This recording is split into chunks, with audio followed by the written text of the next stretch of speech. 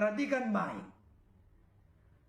Apakah Adam bisa melakukan apa yang dilakukan oleh Yesus? Harus demikian pertanyaannya supaya cerdas. Mari kita simak yang berikut ini. If you claim that he is somewhere more than a prophet because he was unnatural born, he was born without a father, then Adam, peace be upon him, becomes a bigger than Jesus, peace be upon him. Adam had a death, natural death. But Adam, there was no misconception among the followers of Adam, peace be upon him, that he claimed divinity. Saudara dikasihi Tuhan, perhatikan baik ini. Kalau Bapak Ibu Saudara, khususnya non-Kristen atau di luar Kristen, tidak terbuka hati pikiranmu terkait dengan penjelasan ini, maka selamanya Anda akan terkunci, tertutup permanen, tidak akan menemukan kebenaran, dan kebenaran itu memerdekakan. Perhatikan baik. Apakah Adam bisa melakukan apa yang dilakukan oleh Yesus? Harus demikian pertanyaannya supaya cerdas. Saya tunjukkan kepada kita. Markus 2 ayat 5 dan 10. Dikatakan begini. Ketika Yesus melihat iman mereka, berkatalah ia kepada orang lumpuh itu, "Hai anakku, dosamu sudah diampuni." Ayat 10. Tetapi supaya kamu tahu bahwa di dunia ini anak manusia berkuasa mengampuni dosa, berkatalah ia kepada orang lumpuh itu. Selanjutnya ayat 11. Kepadamu kukatakan, bangunlah, angkatlah tempat tidurmu, dan pulanglah ke rumahmu. Yesus berkata, "Hai anakku, dosamu sudah diampuni." Dan Yesus tidak pernah menarik kata-kata itu. Sekalipun para ahli Taurat saat itu berkata begini di ayat 7. Mengapa orang ini berkata begitu? Ia menghujat Allah. Siapa yang dapat mengampuni dosa selain daripada Allah sendiri? Jadi ahli-ahli Taurat mengerti betul bahwa yang berkuasa mengampuni dosa hanya Allah. Tapi Yesus berani berkata dengan tegas kepada orang lumpuh itu, "Hai anakku, dosamu sudah diampuni."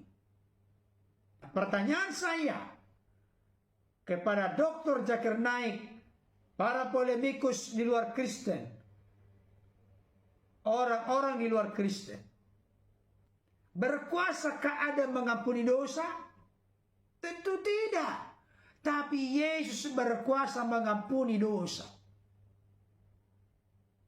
Yohanes 10 ayat 28.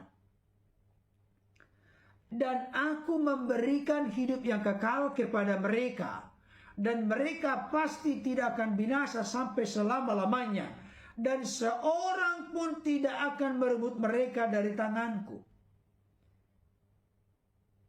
Coba kita bandingkan antara Adam dengan Yesus di sini.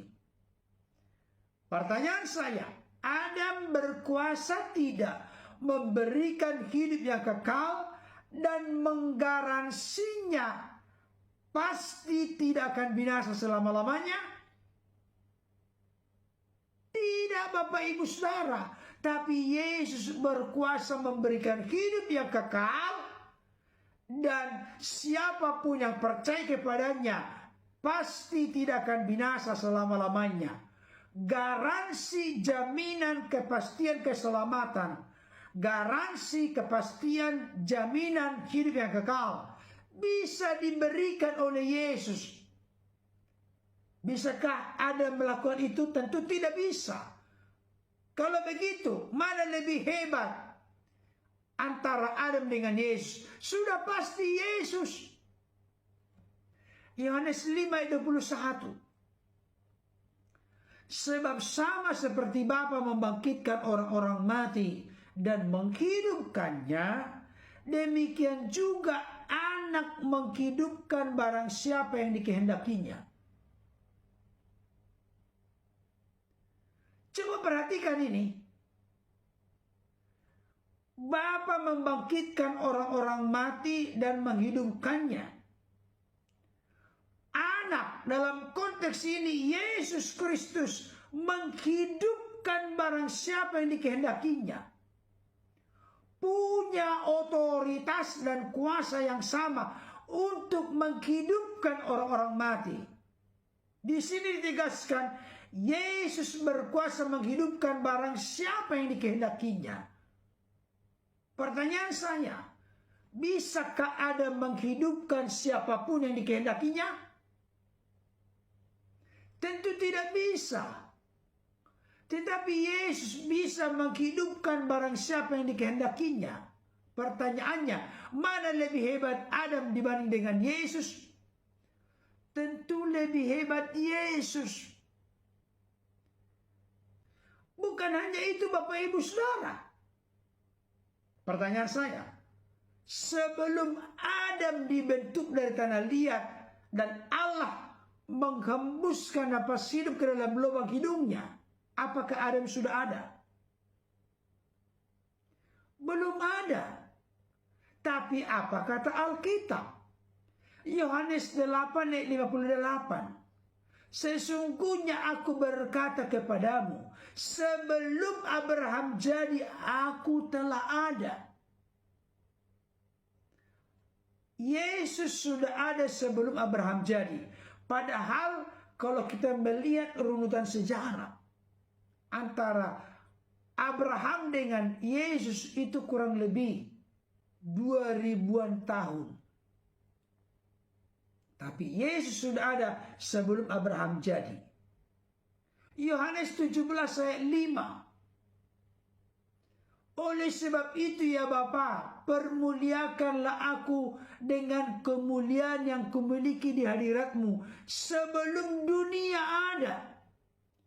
Jadi Yesus sudah punya kemuliaan bersama dengan Bapa di hadiratnya sebelum dunia ada. Pertanyaan saya, apakah Adam sudah ada di kemuliaan hadirat Bapa sebelum dunia ada? Yohanes 17 ayat 24. Sebab engkau mengasihi aku sebelum dunia dijadikan. Apakah Adam sudah dikasihi Bapa eksistensi realita kenyataan keberadaannya sebelum dunia dijadikan? Tentu tidak. Berarti Yesus lebih unggul, lebih hebat daripada Adam. Jadi jangan Dr. Zakir Naik membandingkan antara Adam dengan Yesus. Sangat tidak sebanding. Belum lagi nanti kita bahas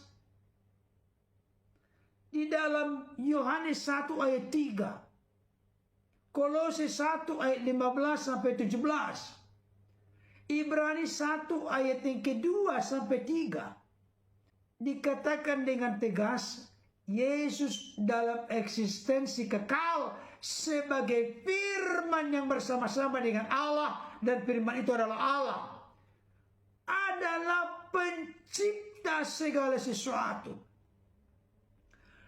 Allah yang disapa dengan Bapa selalu mencipta bersama, melalui, di dalam, oleh firman. Pertanyaan saya, mana lebih hebat antara pencipta dengan yang dicipta? Tentu pencipta. Yesus pencipta, Adam dicipta, berarti Yesus lebih hebat daripada Adam.